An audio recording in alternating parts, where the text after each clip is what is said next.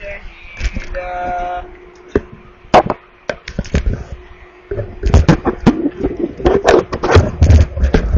أعوذ بالله السميع العليم من الشيطان الرجيم بسم الله الرحمن الرحيم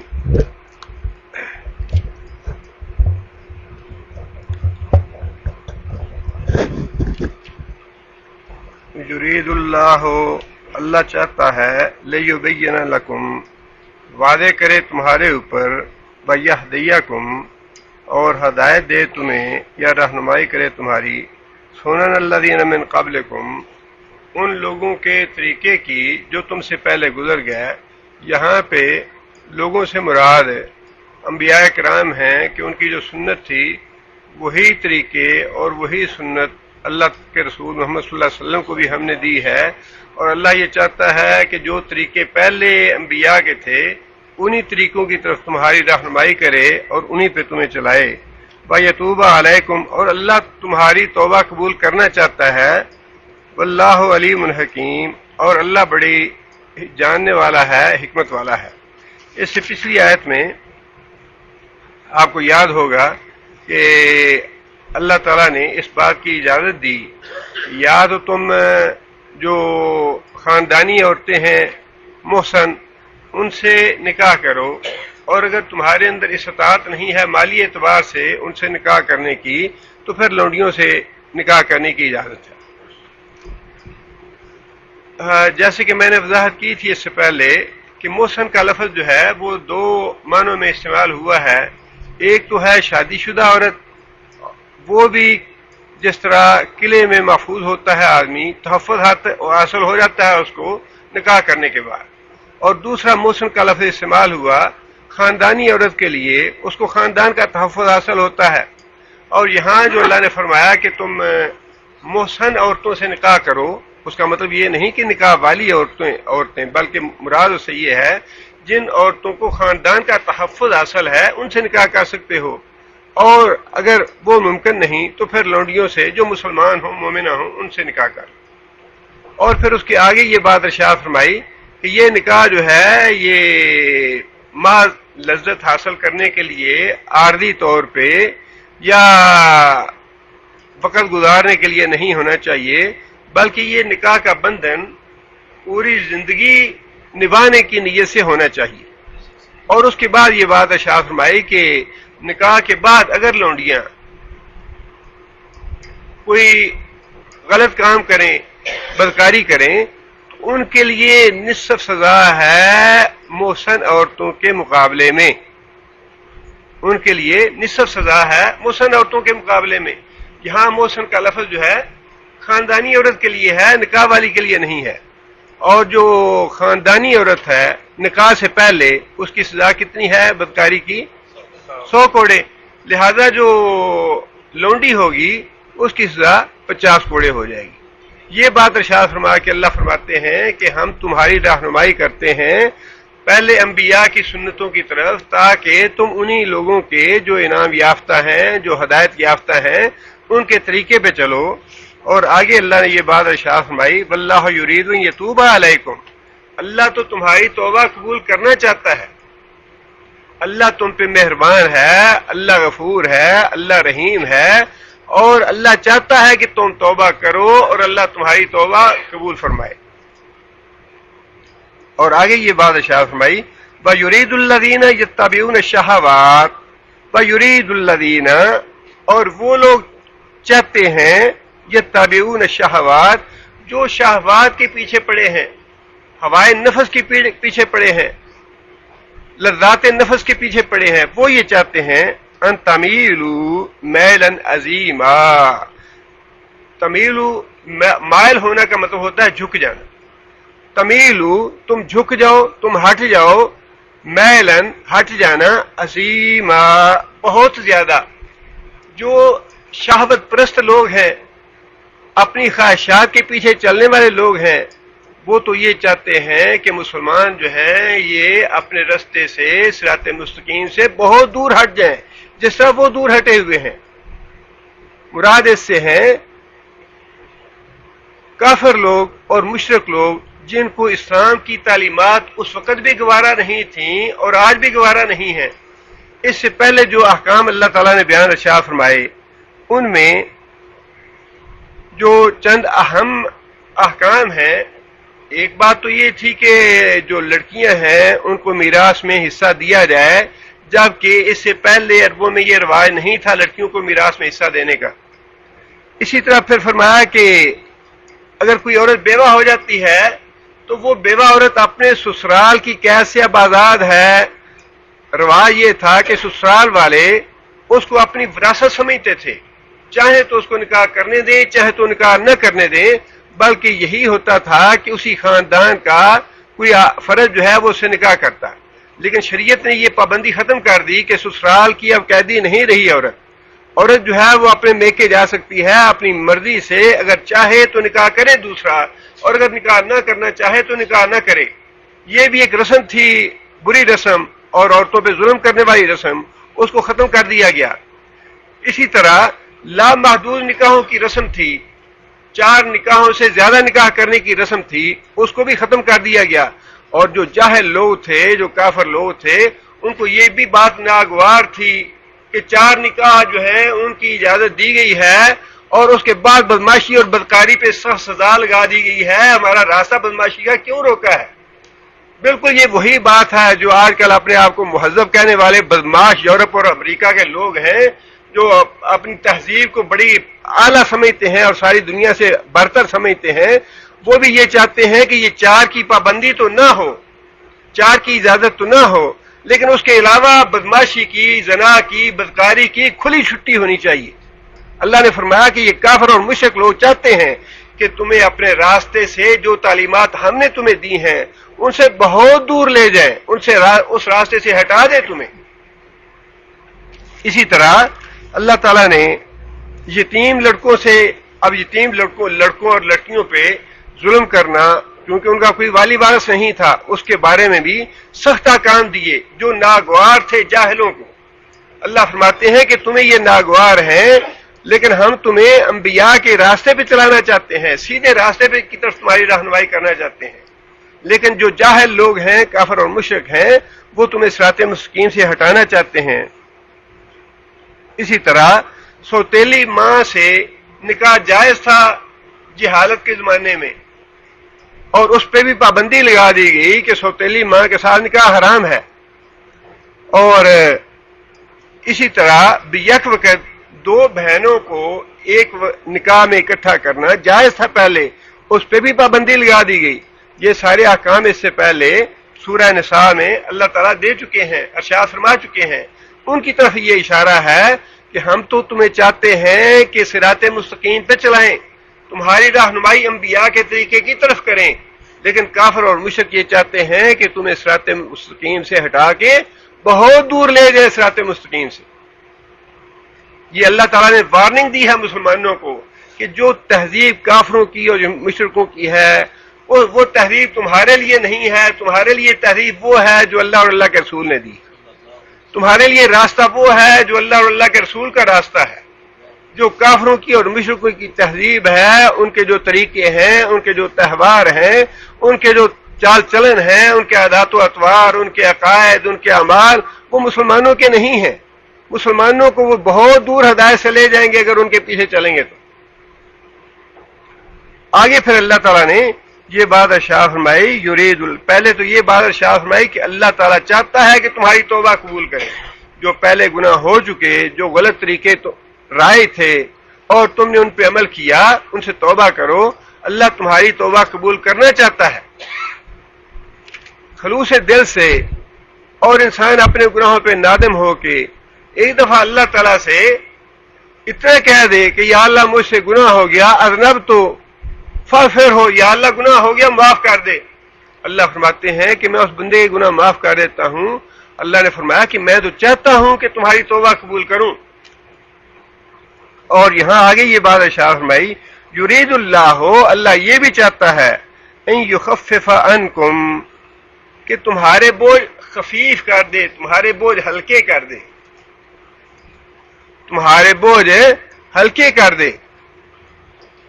جتنے بھی شریعت نے احکام دیے ہیں وہ سارے کے سارے انسان کی خیر اور انسانیت کی خیر اور بھلائی کے لیے ہے، انسانوں کو مشقت میں ڈالنے کے لیے نہیں ہے۔ اگر کوئی آدمی یہ سمجھتا ہے کہ انسان مشقت میں پڑ گیا تو اس کا مطلب یہ ہے کہ اس کا دل جو ہے وہ شرح صدر نہیں ہوا اس کو ایمان پہ۔ اگر کسی کو 5 نمازیں بھاری لگتی ہیں، بوجھ لگتی ہیں، یہ مشقت لگتی ہے، اس کا مطلب یہ ہے کہ وہ کھلے دل سے ایمان نہیں لایا اللہ کے رسول پہ۔ ورنہ یہ 5 نمازیں جو ہیں یہ پڑھنے سے جو سکون حاصل ہوتا ہے، جو خیر حاصل ہوتی ہے، جو بھلائی حاصل ہوتی ہے، وہ لاکھوں ریال خرچ کر کے حاصل نہیں ہو سکتی۔ اللہ کا ذکر کر کے، اللہ کا قرآن پڑھ کے یا اللہ کا قرآن سن کے جو انسان کو سکون حاصل ہوتا ہے، جو انسان کو راحت نصیب ہوتی ہے، جو انسان کو خیر اور بھلائی نصیب حاصل ہوتی ہے، وہ انسان لاکھوں اور کروڑوں روپے بھی خرچ کر کے حاصل نہیں کر سکتا۔ اس لیے اللہ تعالیٰ نے یہ بات ارشاد فرمائی ہے کہ اللہ تعالیٰ جو ہے وہ تمہارے اوپر بوجھ ہلکے کرنا چاہتا ہے، اور یہ گناہ کر کے بوجھ جو ہے یہ ہم اپنے اوپر خواہ ڈال لیتے ہیں، اللہ کی نافرمانی کر کے، اللہ کے رسول کی نافرمانی کر کے، دین کے راستے سے ہٹ کے ہم اپنے آپ پہ بوجھ خود ڈالتے ہیں، حالانکہ اللہ یہ کہتا ہے کہ اللہ تو تمہارے بوجھ ہلکے کرنا چاہتا ہے۔ بخلق الانسان ضعیفا، اور اللہ نے فرمایا کہ خلے کا پیدا کیا گیا انسان ضعیف کمزور۔ یہ وہ ذات کہہ رہی ہے جس نے بنایا ہے انسانوں کو، جس نے انسانوں کو پیدا کیا ہے، یہ وہ ذات ہمیں بتا رہی ہے کہ میں نے انسان کو کمزور پیدا کیا ہے۔ ایمان بھی بڑا کمزور ہے اور جسمانی اعتبار سے بھی انسان بڑا کمزور ہے۔ جب انسان کو اللہ صحت دیتے ہیں، جوانی ہوتی ہے، تو انسان کو احساس نہیں ہوتا، انسان سمجھتا ہے ساری دنیا سے بڑھ کے طاقتور ہوں میں بڑی اکڑ پھاکڑ والا ہوں، بڑی آن بان والا اور شان بان والا ہوں میں۔ لیکن انسان کی حیثیت تو اتنی ہی ہے کہ 2 گرام کا دانت جو ہے وہ درد کرنا شروع ہو جائے تو انسان کا دن رات کا چین ختم ہو جاتا ہے۔ دل جو ہے یہ اپنے آپ حرکت کر رہا ہے اللہ کے فضل سے اور اللہ کی رحمت سے، اور جب ہارٹ اٹیک شروع ہوتا ہے اور ڈاکٹر دیکھنا شروع کرتے ہیں کہ ہارٹ بیٹنگ کتنی ہے، ایک لمحے میں انسان دیکھتا ہے کہ ابھی نبل ڈوبی کے ڈوبی، ابھی نبل ڈوبی کے ڈوبی، پھر انسان کو احساس ہوتا ہے کہ انسان کتنا ضعیف پیدا کیا گیا۔ ساری زندگی انسان بڑے راحت اور سکون سے گزارتا ہے، معمولی سی گردے میں درد ہو جائے تو انسان کے لیے ناقابل برداشت ہو جاتی ہے، پھر انسان کو ہوش ٹکانے آ جاتے ہیں کہ انسان کتنی آکڑ پھاکڑ والا ہے۔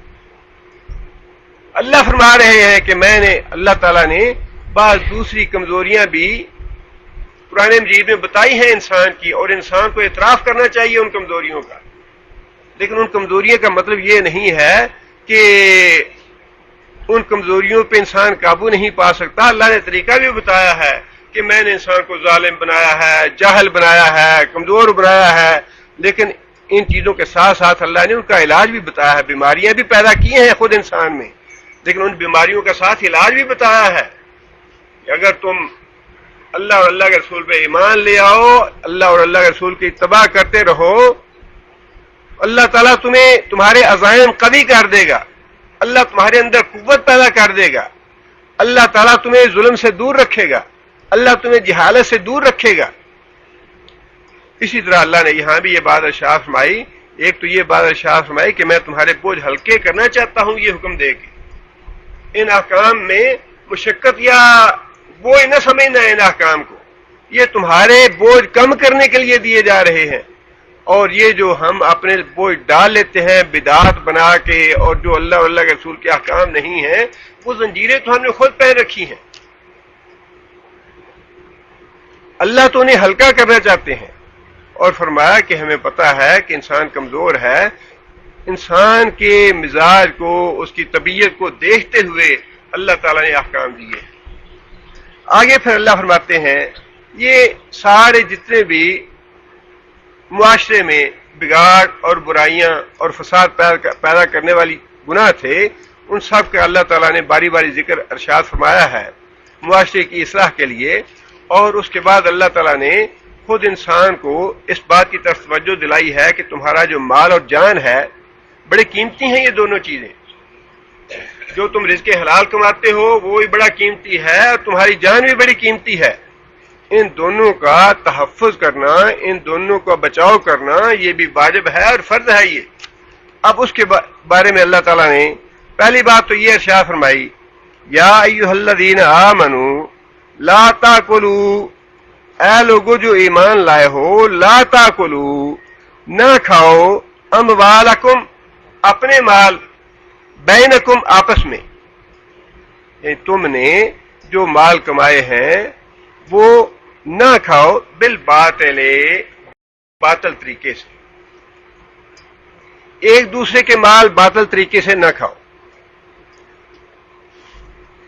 اللہ نے آگے جائز طریقہ بھی بتا دیا. جائز طریقہ کون ہے آپس میں ایک دوسرے کے مال کھانے کا؟ اور اللہ تعالیٰ نے باطل طریقے بھی سارے وضاحت کے ساتھ قرآن مجید میں بھی اور احادیث میں بھی رسول اللہ صلی اللہ علیہ وسلم نے بتا دیے کہ باطل طریقے کون سے ہیں. یہاں تو اللہ تعالیٰ نے ایک لفظ استعمال فرما کے اس کی حد بندی کر دی کہ باطل طریقے سے مال نہیں کھانا. اب اس کی وضاحت جو ہے وہ رسول اکرم صلی اللہ علیہ وسلم نے مختلف جگہ پہ احادیث میں کی ہے، جن میں سے کچھ چیزیں میں آپ کے سامنے رکھنا چاہوں گا. سب سے پہلی بات تو یہ کہ کوئی بھی ایسا طریقہ جس میں اپنا تو مالی فائدہ ہوتا ہو اور دوسرے کا مالی نقصان ہوتا ہو، یہ طریقہ حرام ہے. اس طریقے سے جو بھی کمائی حاصل ہوگی وہ حرام ہوگی. اپنا تو فائدہ ہو مالی، دوسرے کا نقصان ہو. مثال کے طور پہ انسان چوری کر کے اپنا تو فائدہ کرے مالی اور دوسرے کا نقصان کر دیا، ڈاکہ ڈالا ہے، چھینا ہے کسی سے. اس طرح کے جتنے بھی کام ہوں گے وہ سارے کے سارے باطل طریقے ہیں. اور پھر اسی طرح سود کو واضح طور پہ فرما دیا کہ یہ حرام ہے، یہ باطل طریقہ ہے.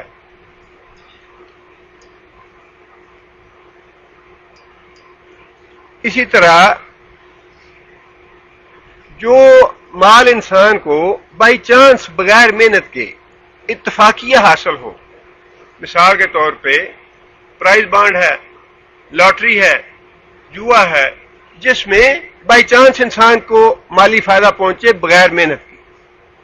بعض محنت کی صورتیں ہیں، بعض ایسی صورتیں ہیں جس میں مال جائز ہے لیکن اس میں انسان کو زیادہ محنت نہیں کرنی پڑتی یا بالکل محنت نہیں کرنی پڑتی. مثال کے طور پہ آپ نے شراکت میں کسی کو پیسہ دے دیا، آپ اس کے ڈیٹ پارٹنر ہیں، آپ اس سے محنت نہیں کر رہے لیکن آپ کا پیسہ موجود ہے.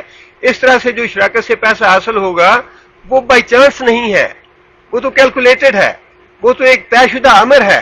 آپ نے اس میں عہد معاہدہ کیا ہے کہ اچھا بھی میں پیسہ دے رہا ہوں، اس کا 20%، 25% یا 30% یہ میں لوں گا لیکن میں اس میں کام نہیں کروں گا. یہ بھی بغیر محنت کے ہے لیکن یہ بغیر محنت کے جائز ہے. یہاں جس بلا محنت کے پیسہ آنے کا ذکر ہے وہ ہے جو بائی لک ملے، کہتے ہیں گڈ لک، اس کا پرائز نکل آیا یا اس کی لاٹری نکل آئی. یہ جو اتفاقیہ پیسہ مل جانا ہے یہ حرام ہے، خواہ اس کی صورت کون سی بھی ہو. اسی طرح مال کو چھپا کے اس مال میں عیب ہو اور اس کو چھپا کے بیچنا، یہ بھی کمائی کو حرام کرنے والا ہے. نبی صلی اللہ علیہ وسلم بازار میں تشریف لے گئے اور گندم کے ڈھیر میں، غلے کے ڈھیر میں ہاتھ ڈال کے دیکھا اور اس میں نیچے غلہ گیلا تھا. فرمایا کہ تم نے غلہ جو نیچے گیلا ہے اس کے اوپر کیوں نہیں کیا؟ کہنے لگا یا رسول اللہ رات کو بارش ہو گئی تھی. فرمایا من غشا فلیس منا، جو دھوکہ دے کے مال فروخت کرے وہ ہم سے نہیں ہے. اس کا مطلب یہ ہے کہ عیب جو ہے مال میں وہ بتانا ضروری ہے. عیب بتائے بغیر مال فروخت کرنا مال کو حرام کر دے گا. اسی طرح ماپ تول میں کمی کرنا، ویل للمطففین، جو ماپ تول میں کمی کرتے ہیں وہ بھی کمائی کو حرام کر دے گا، باطل طریقہ ہے وہ بھی. ایسا معاملہ جس میں جھوٹی بات آ جائے، غلط بیانی ہو جائے، وہ مال بھی کمائی حرام ہو جائے گی. اور خاص طور پہ جھوٹی قسم کے بارے میں تو بڑی سخت وعید ہے. اللہ کے رسول نے فرمایا کہ نامراد ہو وہ آدمی، نامراد ہو وہ آدمی. صحابہ کرام نے عرض کی یا رسول اللہ کون ہے وہ بدبخت جس کے بارے میں آپ نے فرمایا نامراد ہو آدمی؟ فرمایا 3 آدمی ہیں جن پہ قیامت کے دن اللہ تعالیٰ نہ نظر کرم فرمائے گا، نہ اللہ ان کو پاک کرے گا، اور ان کے لیے عذاب علیم ہوگا. فرمایا پہلا وہ آدمی جو اپنی تہمت جو ہے وہ ٹخنے سے نیچے رکھتا ہے، اپنا تہمت جو ہے وہ ٹخنے سے نیچے رکھتا ہے. دوسرا فرمایا کہ منان، نیکی کر کے دوسرے کے ساتھ اس کے بعد اس کو جتلانے والا. اور تیسرا فرمایا کہ جھوٹی قسم کھا کے اپنا مال بیچنے والا. فرمایا یہ تینوں نامراد آدمی ہیں، اللہ ان پہ سخت غصے ہوگا قیامت کے دن، اللہ کی نظر کرم نہیں ہوگی ان پہ، اللہ تعالیٰ ناراض ہوگا اور ان کے لیے عذاب علیم ہوگا. بعض لوگوں کو یہ غلط فہمی ہے کہ شاید یہ ٹخنے سے نیچے کپڑا رکھنے والا یہ حدیث جو ہے یہ تکبر کرنے والوں کے لیے ہے، ویسے نہیں ہے. یہ بات بالکل غلط ہے. بعض حدیثوں میں یہ الفاظ ہیں کہ تکبر کی وجہ سے جو ٹخنے سے نیچے کرے وہ جہنمی ہے. لیکن ایک حدیث میں نبی صلی اللہ علیہ وسلم نے یہ بات خود ارشاد فرمائی کہ یہی تو تکبر ہے کہ انسان ٹخنے سے نیچے کرے، یہی تو تکبر ہے. اور اگر یہ تکبر نہ ہوتا تو اتنے سخت الفاظ نبی صلی اللہ علیہ وسلم ارشاد نہ فرماتے کہ اللہ اس پہ نظر کرم نہیں کرے گا، اللہ اس کو پاک نہیں کرے گا، اللہ اس کو عذاب علیم دے گا. یہ عذاب علیم جو ہے یہ تو ہے ہی تکبر کرنے والے کے لیے. اس لیے جو آدمی جھوٹی قسم کھا کے مال بیچے وہ مال بھی حرام ہو گیا، وہ مال بھی باطل طریقے سے کمایا ہوا ہو گیا. اس کے علاوہ حرام اشیاء جو ہیں ان کی خرید و فروخت کا کاروبار مال کو حرام، کمائی کو حرام کر دیتا ہے. حرام اشیاء کا کاروبار، شراب حرام ہے، اس کا کاروبار سے آمدنی حرام ہے. خنزیر حرام ہے، اس کے بنی ہوئی چیزیں، اس کی خرید و فروخت حرام ہے. مجسمے بنانے حرام ہے، مجسموں کی خرید و فروخت کرنا، ان کا کاروبار کرنا، اس سے کمائی باطل ہو جائے گی، کمائی حرام ہوگی. وہ تصویر بنانا حرام ہے اور تصویروں کا کاروبار کرنا، تصویریں خرید و فروخت کرنا یہ کمائی کو باطل کر دے گا، کمائی کو حرام کر دے گا. مطلب یہ ہے کہ حرام مال کا، حرام چیز کا کاروبار بھی مال کو، کمائی کو باطل کر دے گا.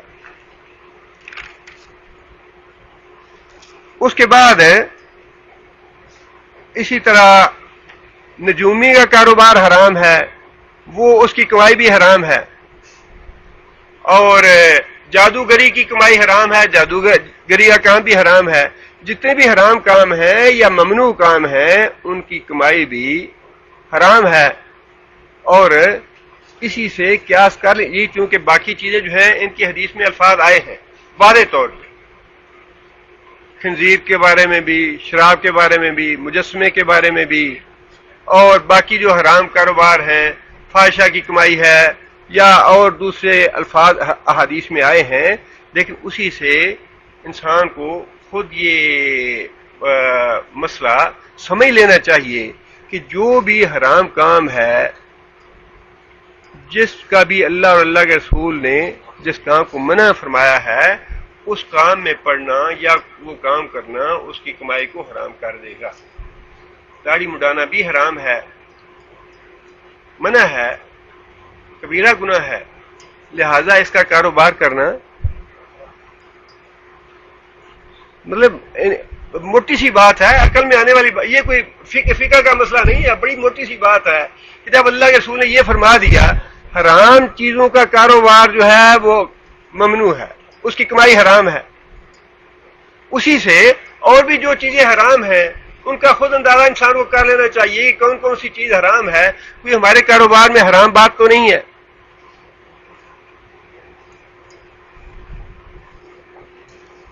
ذخیرہ اندوزی کرنا ایسے وقت میں جب قحط پڑا ہو. عام حالات میں ذخیرہ کر لینا اس میں انشاءاللہ کوئی حرج نہیں. انسان ایک غلہ گندم ہے یا چاول ہے عام مل رہا ہے مارکیٹ میں, اس وقت انسان اگر روک لے کہ ٹھیک ہے جب ریٹ کچھ زیادہ ہو جائے گا بیچ دوں گا تو انشاءاللہ اس میں حرج نہیں. لیکن اگر قحط کا زمانہ ہو, قلت ہو غلے کی بازار میں, اس وقت مال کو روک لینا یہ کمائی کو حرام کر دے گا. ایک بات تو یہ ہے کہ اللہ کے رسول نے لعنت ڈالی اس پہ جو ذخیرہ اندوزی کرنے والا ہے. دوسری اس کے لیے بد دعا فرمائی کہ وہ اس کو کوڑ کا مرض لاحق ہوگا. اور حضرت عمر رضی اللہ تعالیٰ کے مسند احمد میں یہ واقعہ دیا ہے کہ حضرت عمر رضی اللہ تعالیٰ کے زمانے میں قحط پڑا. حضرت عمر رضی اللہ تعالیٰ نے لوگوں کو منع کر دیا کہ کوئی آدمی ذخیرہ اندوزی نہ کرے. 2 آدمیوں نے ذخیرہ اندوزی کی اور دونوں کو حضرت عمر نے بلایا اپنے پاس. ایک آدمی کہنے لگا کہ امیر المومنین آپ نے حکم دیا ہے میں ذخیرہ اندوزی نہیں کروں گا, جیسا اللہ کے رسول کا حکم ہے میں ویسے ہی کروں گا. دوسرا آدمی تھا, اس نے کہا جی میں تو مال خود خریدا ہے, میں چاہوں گا تو مارکیٹ میں لاؤں گا, چاہوں گا تو نہیں لاؤں گا. اب یہ ملکیت کا ایک معاملہ تھا, اس پہ سزا حضرت عمر نے دینی مناسب نہیں فرمائی. لیکن اس حدیث کا راوی یہ کہتا ہے کہ ہم نے بعد میں دیکھا کہ جس آدمی نے اپنا مال روک لیا تھا, ذخیرہ اندوزی کی تھی, مرنے سے پہلے وہ کوڑ کے مرض میں مبتلا ہو گیا. یہ ممکن نہیں کہ اللہ کے رسول نے ایک سزا بتائی ہو اور پھر وہ آدمی گناہ کرے جانتے بوجھتے, جانتا ہو کہ اللہ کے رسول نے یہ منع فرمایا ہے اس سے, اور پھر وہ اس مرض میں یا اس لعنت میں مبتلا نہ ہو جو اللہ کے رسول نے بتائی. یہ ممکن نہیں. اسی طرح غیر موجود مال بیچنا یہ بھی کمائی کو حرام کر دیتا ہے. غیر موجود کا مطلب یہ ہے کہ آپ کے قبضے میں مال نہیں آیا, آپ نے یہاں بیٹھے بیٹھے ٹیلی فون کر دیا اچھا بھائی اتنا مال جو ہے منڈی میں یہ میرا ہے, وہیں بیٹھے بیٹھے آپ نے ٹیلی فون کر دیا فلاں کو اچھا بھی میں اتنے میں تمہیں بیچتا ہوں جا کے لے آؤ. مال کا خریدنے کے بعد اپنے قبضے میں لینا یہ ضروری ہے مال کو حلال کرنے کے لیے. مال کو قبضے میں لیے بغیر یا جو مال آپ کے پاس موجود نہیں زبانی کلامی اس کو فروخت کر دینا یہ ممنوع ہے شریعت میں.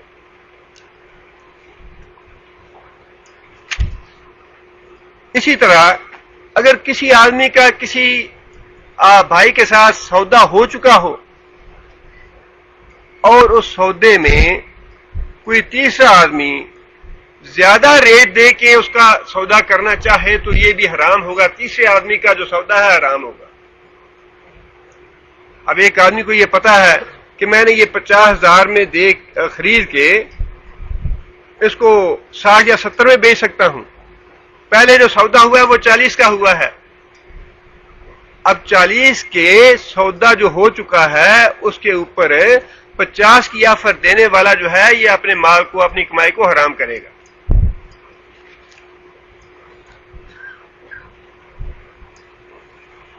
اسی طرح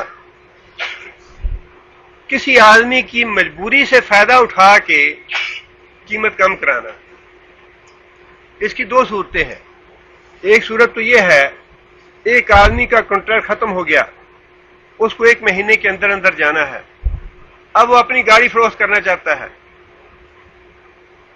ایک صورت تو یہ ہے کہ وہ آدمی چونکہ مجبور ہے کہ اب میں نے ہر قیمت پہ اپنا سامان فروخت کرنا ہے, اپنے گھر کا جو جتنی بھی چیزیں ہیں فروخت کرنی ہیں, گاڑی فروخت کرنی ہے, وہ خود یہ کہہ دے اپنی مرضی سے اچھا بھی یہ گاڑی ہے تو میری 20,000 کی, لیکن مجھے جلدی ہے میں ضرور بیچنا چاہتا ہوں, 20 کی بجائے میں یہ 18 یا 17 میں بیچ رہا ہوں. یہ تو صورت جائز ہے, اپنی مجبوری کی وجہ سے وہ خود کم کر رہا ہے. لیکن ایک صورت یہ ہے کہ آدمی یہ کہے اچھا بھی تم نے تو جانا ہے کل پرسوں, میں تمہاری گاڑی 10,000 میں خریدتا ہوں, حالانکہ اسے پتا ہے 10,000 کی نہیں ہے, اس کی قیمت جو ہے یہ 17 سے کم نہیں ہے, لیکن انسان اس کی مجبوری سے فائدہ اٹھاتے ہوئے اس کو 10 کی آفر کر رہا ہے. اسے پتا ہے کہ یہ اتنا مجبور ہے کہ اس کے علاوہ کوئی اس کے پاس راستہ نہیں ہے اور یہ بیچے ہی بیچے گا. ایسا مجبور کر کے جو خریدنا ہے یہ مال کو حرام کرنا ہے, منع فرمایا ہے. اسی طرح ایسا سودا جس میں بیانہ ضبط ہونے کی شرط ہو, یہ سودا بھی درست نہیں. بیانہ دینے میں کوئی حرج نہیں کہ یہ اپنے مال پکا کرنے کے لیے, سودا پکا کرنے کے لیے آدمی پیشی کچھ رقم دے دے, اس میں تو کوئی حرج کی بات نہیں. لیکن اگر ساتھ یہ شرط ہو کہ تم نے اتنے دنوں میں پیسے ادا نہ کیے تو تمہارا بیانہ ضبط ہو جائے گا, یہ ضبط ہونے والی شرط رکھنی, یہ درست نہیں. اسی طرح یہ فرمایا کہ ایک آدمی کو یہ پتا ہے کہ فلاں آدمی کے پاس جو مال ہے یہ چوری کا ہے, فلاں آدمی کے پاس مال چوری کا ہے, یا اس نے فلاں پلاٹ پہ ناجائز قبضہ کیا ہوا ہے, انسان کو پتا ہے, اور وہ اس سے خرید لے جانتے ہوئے, تو وہ بھی جو خریدا اس نے اس کا آمدنی حرام ہو گئی, اس کا پرافٹ یا کاروبار اس کا حرام کا ہے. حرام طریقے سے یہ پتا ہے کہ اس نے یہ مال جو ہے حرام طریقے سے کمایا ہوا ہے, اس کی خرید و فروخت کرنا وہ بھی مال کو حرام کر دے گا. اسی طرح نماز کے اوقات میں خرید و فروخت کرنا یہ بھی حرام کر دیتا ہے آمدنی. نماز کے اوقات میں خرید و فروخت کرنا واضح طور پہ حکم یہ ہے, اذا نودی للصلاۃ من یوم الجمعۃ فاسعوا الی ذکر اللہ وذروا البیع, نہ اذان ہو جائے تو بیع خرید و فروخت چھوڑ دو. واضح طور پہ ممانعت ہے کہ نماز کے اوقات میں جو بیع کی جائے گی, جو خرید و فروخت کی جائے گی وہ ممنوع ہے, وہ حرام ہے. اسی طرح ایک چیز کی 2 قیمتیں مقرر کرنا, حدیث میں واضح طور پہ الفاظ ہیں اس کے, ایک چیز کے 2 قیمتیں مقرر کرنا یہ جائز نہیں ہے. اب اس میں یہ تشریح میں فرق ہے, اس کی توجیہ میں فرق ہے. بعض لوگ تو 2 قیمتیں اس چیز کو کہتے ہیں کہ آپ نے نقد جو ہے وہ تھوڑے پیسوں میں خریدی اور ادھار میں زیادہ پیسے ادا کیے. نقد میں آپ 10,000 میں خرید رہے ہیں اور ادھار میں 12,000 کی لے رہے ہیں, تو یہ 2 قیمتیں ہیں. لیکن بعض علماء یہ کہتے ہیں کہ یہ 2 قیمتیں نہیں ہیں, بلکہ 2 قیمتیں یہ ہیں کہ اگر ایسی شرط کی جائے کہ اگر تم نے ادھار والی رقم جو 12,000 وقت پہ ادا نہ کی تو پھر تمہیں نئی قیمت دینی پڑے گی. پھر اگر تم نے سال کے اندر یا 6 مہینے میں 12,000 ادا نہ کیے, 6 مہینے کے بعد اگر تم ادا کرو گے تو پھر تمہیں 12,000 کی بجائے 13,000 دینا پڑے گا. یہ 2 قیمتیں ہیں. اس تشریح کی وجہ سے علماء میں یہ اختلاف ہے کہ 2 قیمتیں کون سی ہیں, اور جب اس طرح کا اختلاف ہو جائے تو جس پہلو پہ انسان کا اپنا اطمینان ہو جائے اس پہ انسان عمل کر لے تو انشاءاللہ امید یہ ہے کہ اس پہ مواخذہ نہیں ہو. اسی طرح نبی صلی اللہ علیہ وسلم نے جانتے بوجھتے ایک چیز کی قیمت معلوم ہو اور اس میں کمی بیشی کرنا بھاؤتاؤ بنانے کے لیے اس کو ناپسند فرمایا ہے. ایک خاتون نے آ کے عرض کیا, یا رسول اللہ میں تجارت کرتی ہوں, میں جب چیز خریدنے کے لیے جاتی ہوں تو مجھے پتہ تو ہوتا ہے کہ فلاں چیز جو ہے یہ 10 ریال کی ہے, لیکن میں تھوڑی کم قیمت بتانی شروع کرتی ہوں. پہلے کہتی ہوں 7 ریال لے لو, پھر وہ نہیں لیتا, میں کہتی ہوں اچھا 8 لے لو, پھر کہتی ہوں اچھا 9 لے لو. پھر جتنی قیمت ہوتی ہے بازار میں اس کی میں اتنی قیمت دے کے خرید لیتی ہوں, اور پھر جب میں بیچتی ہوں تو پھر بھی مجھے پتا ہوتا ہے کہ اس چیز کی قیمت جو ہے مارکیٹ میں اتنی ہے, یہ 15 ریال کی بکنے والی ہے, لیکن میں اس کی قیمت کچھ زیادہ بتا دیتی ہوں, 16 یا 17 ریال بتا دیتی ہوں, اور پھر جب گاہک مجھے کہتا ہے کہ کم کر دو تو جتنی اس کی قیمت ہوتی ہے میں پھر اتنی قیمت پہ ہی اس کو فروخت کرتی ہوں. نبی صلی اللہ علیہ وسلم نے فرمایا کہ یہ اچھی بات ہے. فرمایا کہ ایک ہی بات کرو، جب لینی ہو تب ہی ایک ہی بات کرو. اگر دینے والا دیتا ہے تو دے، نہیں دیتا نہ دے. اور جب فروخت کرنی ہو تو تب بھی ایک ہی بات کرو. کسی نے لینی ہے لے، نہ لینی نہیں لینی نہ لے، لیکن بات ایک ہی کرو. خرید کرتے ہوئے بھی ایک بات کرو اور فروخت کرتے ہوئے بھی ایک ہی بات کرو. اس بات کو نبی صلی اللہ علیہ وسلم نے ناپسند فرمایا ہے. یہ کچھ چیزیں ہیں جو تفصیل ہمیں احادیث میں ملتی ہے کہ ان چیزوں کی وجہ سے انسان کی کمائی جو ہے وہ باطل ہو جاتی ہے، حرام ہو جاتی ہے، جس کا ذکر اللہ تعالیٰ نے ایک آیت ہی میں فرما دیا کہ کوئی بھی انسان باطل طریقے سے لوگوں کا مال آپس میں نہ کھائے. آگے پھر یہ بھی بتا دیا کہ آپس میں مال کھانے کا جائز طریقہ کون سا ہے. آپس میں لین دین کرنے کے جائز طریقے کون سے ہیں؟ فرمایا کہ اللہ مگر ان تکون تجارتن ان تراض منکم، ان تکون تجارتن کہ ہو تمہارے درمیان لین دین، ان تراض منکم ایسے طریقے سے جس پہ دونوں فریق راضی ہو جائیں، جس پہ دونوں فریق راضی ہو جائیں. اب رضا والی بات جو ہے اس کی وضاحت اور تشریح بھی علماء نے کی ہے کہ رضا کس چیز کا نام ہے. ایک آدمی سود دیتا ہے، اب وہ دیتا تو باقاعدہ ایگریمنٹ ہوتا ہے، اس کو مجبور پکڑ کے تو نہیں لاتا، مجبور تو نہیں کرتا اس کو، وہ اپنی مرضی سے، اسے پتا ہوتا ہے، بینک بتا دیتا ہے کہ اچھا بھائی اتنا اس پہ سود دینا ہوگا تمہیں. اب وہ اپنی مرضی سے بینک میں جاتا ہے، اپنے کانٹریکٹ پہ سائن کرتا ہے اور اپنی رضا سے کہتا ہے کہ میں اتنا اس پہ پیسہ لے رہا ہوں، 10 لاکھ لے رہا ہوں، 50 لاکھ لے رہا ہوں، اس پہ میں اتنا سود ادا کروں گا.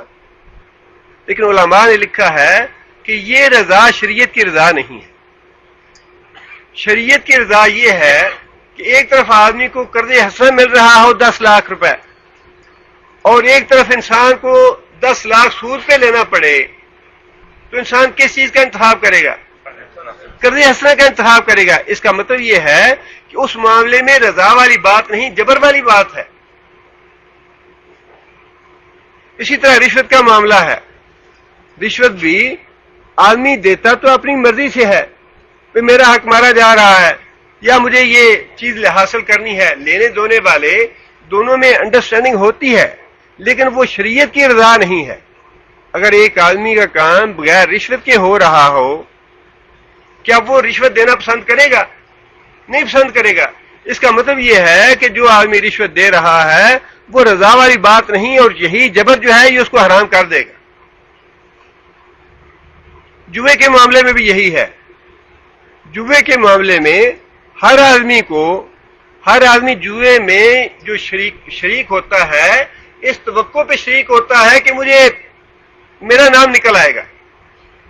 اگر اس کے ذہن میں یہ بات ہو کہ میں ہار جاؤں گا، اسے یہ علم ہو کہ میں ہار جاؤں گا جوے میں، وہ کبھی بھی شریک نہ ہو. وہ جو امید ہے، موہوم سی امید جس پہ وہ شریک ہوتا ہے، وہی اس مال کو حرام کر دیتی.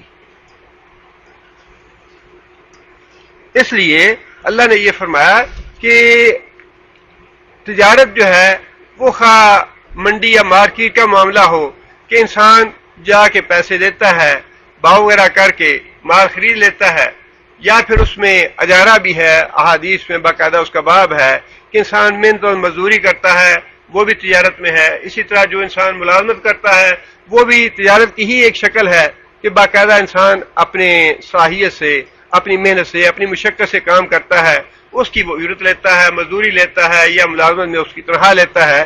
تو یہ صورتیں جو ہیں یہ ساری جائز صورتیں ہیں کمائی کی. آگے یہ بات ارشاد فرمائی کہ وَلَا تَقْتُلُوا أَنفُسَكُمْ، وَلَا تَقْتُلُوا أَنفُسَكُمْ، اور ان احکام کی خلاف ورزی کر کے باطل طریقے سے، حرام طریقے سے کھا کے اپنے آپ کو یا ایک دوسرے کو ہلاکت میں نہ ڈالو. جس کا مطلب واضح ہے کہ جو حرام کمائی ہے وہ سیدھا سیدھا اپنے آپ کو ہلاکت میں ڈالنا ہے. حرام کمائی خواہ کتنی بھی انسان کما لے، چوری یا ڈاکے ڈال کے، غبن کر کے، قبضے کر کے، یا رشوت لے کے، یا سود لے کے، یا ماپ تول میں کمی کر کے، یا دوسروں کو دھوکہ دے کے، یا جھوٹ بول کے، جتنی بھی انسان مال کما لے، جتنا بھی انسان اکٹھا کر لے، فرمایا کہ وہ ہلاکت ہی ہلاکت. مال اکٹھا کرتے وقت حرام، مال کماتے وقت انسان کو احساس نہیں ہوتا، اور پھر ایسا بیوقوف اور احمق انسان ہے کہ ایسا مال کمانے کے بعد جب بیماریاں لگتی ہیں، کینسر آتا ہے یا اور دل کی تکلیف شروع ہو جاتی ہے، ڈپریشن ہوتا ہے، ہارٹ اٹیک ہوتے ہیں، تب بھی انسان کو سمجھ نہیں آتی کہ یہ تو میرا ہی اپنے ہاتھوں کا کمایا ہوا نتیجہ ہے. اولاد نافرمان نکل آتی ہے. سب سے جو بڑا ہلاکت ہے اور بربادی ہے حرام مال کی، سب سے بڑی ہلاکت وہ یہ ہے کہ کبھی بھی آپ کی اولاد آپ کی فرمان بردار نہیں. حرام مال سے پلی ہوئی اولاد آپ کی کبھی بھی فرمان بردار نہیں ہوگی، اور آپ کو ہمیشہ اس میں آپ کی اولاد کی طرف سے دکھ اور رنج پہنچے گی. یہ تو دنیاوی معاملہ ہے جس کے بارے میں اللہ نے فرما دیا.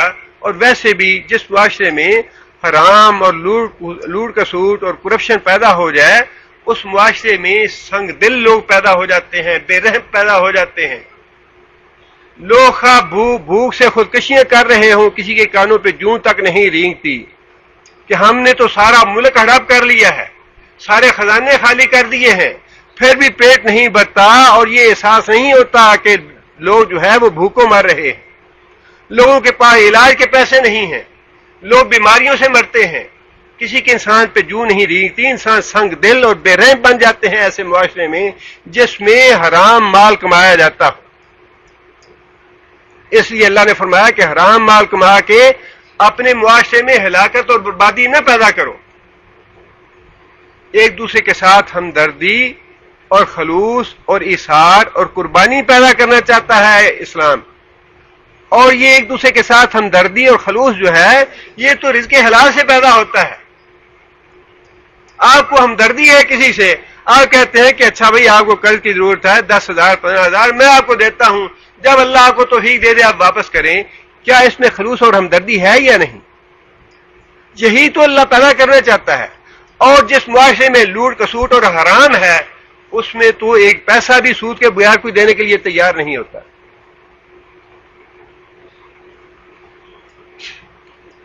اس لیے فرمایا کہ وَلَا تَقْتُلُوا أَنفُسَكُمْ، اپنے آپ کو ہلاکت میں نہ ڈالو حرام کمائی کر کے.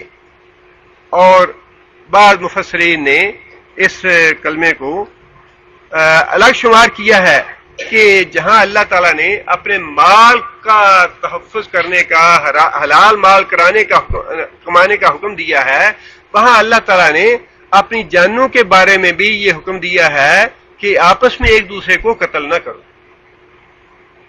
جان بڑی قیمتی چیز ہے. جان جو ہے اللہ کے رسول نے فرمایا کہ مسلمان کا مال، مسلمان کی عزت اور مسلمان کی جان، یہ ساری چیزیں حرام ہیں دوسروں.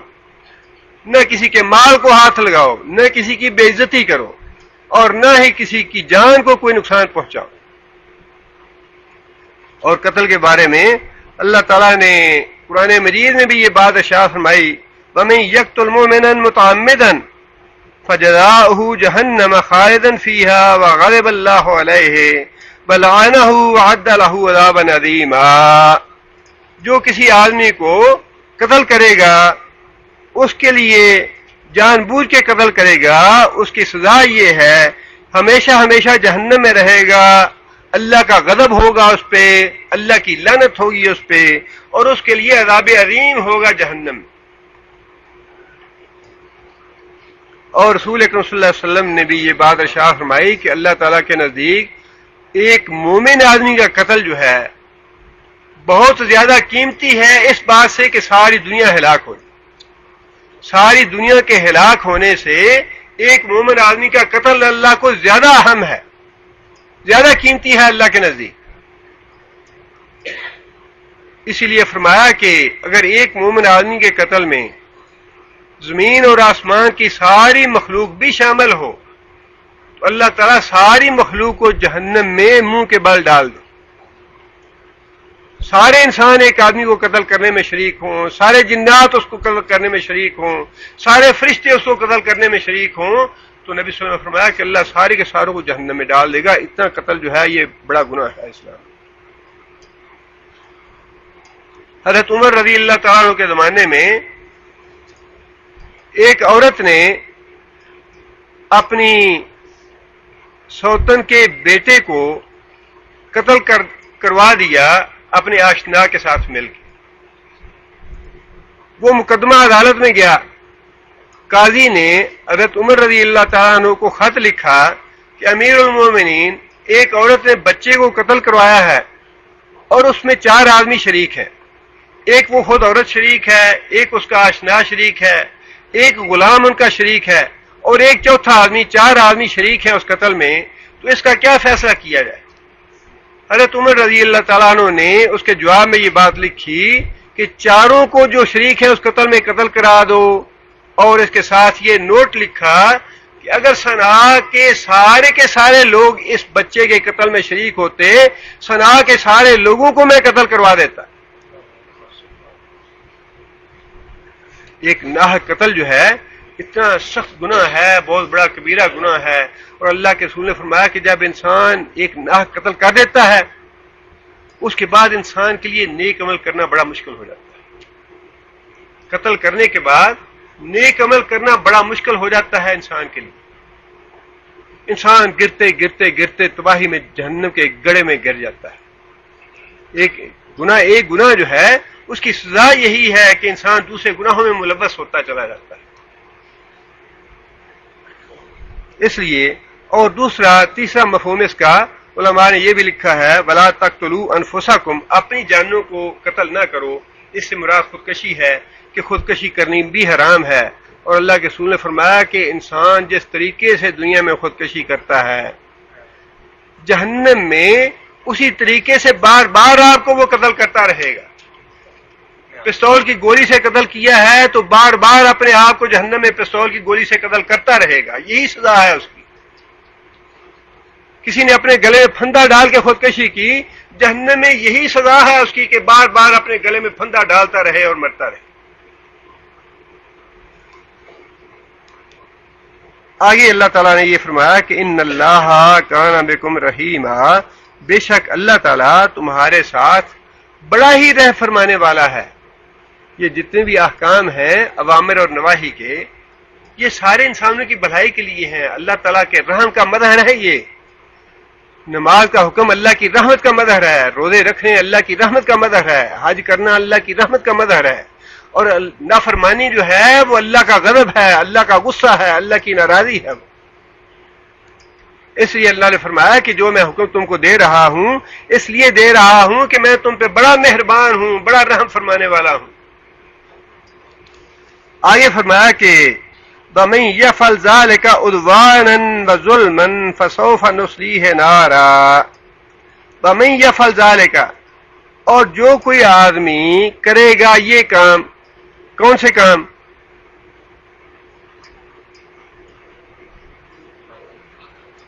پچھلی آیت میں 2 ہی تو حکم دیے. ایک حرام مال سے بچو، حرام مال نہ کماؤ، اور دوسرا قتال نہ کرو، خواہ خودکشی کا ہو یا ایک دوسرے آدمی کو قتل کرنا ہو یا حرام مال کھا کے اپنے آپ کو ہلاکت میں ڈالنا ہو. جو بھی اس کا مفہوم ہے 2 ہی اللہ نے حکم دیے اس آیت میں. حرام مال نہ کماؤ اور قتل نہ کرو. آگے اللہ فرماتے ہیں وَمَن يَفْعَلْ ذَلِكَ، ہمارے حکم کے باوجود جو آدمی یہ کرے گا، حرام مال کھانا نہیں چھوڑے گا،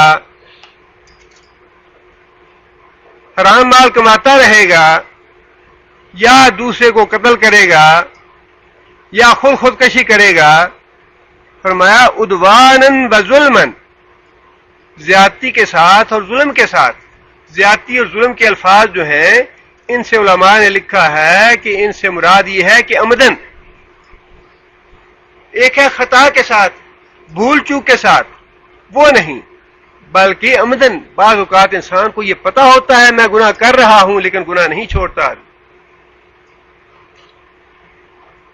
وہ اللہ فرما رہے ہیں کہ جو آدمی جانتے بوجھتے یہ گناہ کرے گا، جانتے بوجھتے حرام کمائے گا، جانتے بوجھتے کہ قتل کرنے سے اللہ نے منع فرمایا ہے، اس کے باوجود کسی کو قتل کرنے کا ارادہ کرے یا قتل کر ڈالے، اللہ فرماتے ہیں فسوف نصلیہ نارا، ہم اس کو عنقریب جہنم میں ڈالیں گے، وکان ذلک علی اللہ یسیرا، اور یہ کرنا اللہ کے لیے بڑا آسان ہے۔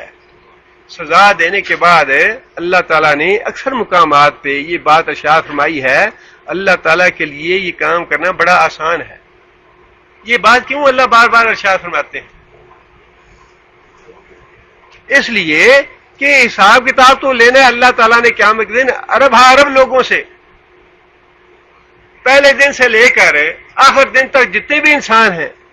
کوئی آدمی یہ نہ سوچے اللہ تعالیٰ نے 1 کروڑ آدمی کو پھانسی لگانا ہے اور پھانسی کے پھندے ابھی تو تیار نہیں ہوئے، ابھی تو پھانسی لگانے والے اتنے آدمی موجود نہیں ہیں اللہ کے پاس، ابھی تو فلاں انتظام نہیں ہوا، فلاں انتظام نہیں ہوا، گاڑیاں نہیں آئی، مجرم نہیں آئے، ان کو میدان میں لانا ہے، یہ کرنا ہے وہ کرنا ہے۔ اللہ فرماتے ہیں کہ یہ دماغ سے نکال دو، اللہ کو سزا دینے میں دیر نہیں لگے گی۔